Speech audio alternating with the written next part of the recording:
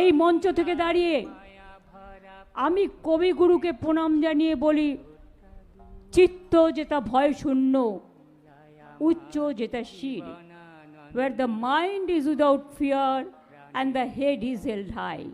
আমরা গর্ব করে বলি আমরা বাংলার মাটিতে জন্মগ্রহণ করেছি।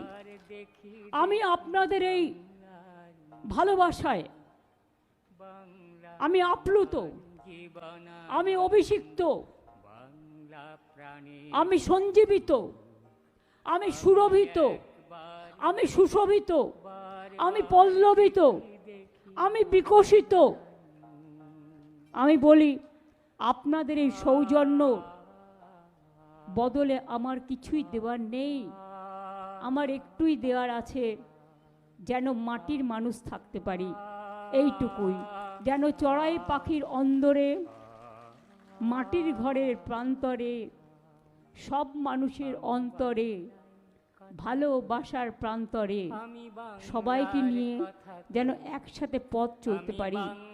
পথে পথে, ধুলায় ধুলায় আমরা সবাই যেন একসাথে এক হয়ে সবার কথা বলতে পারি।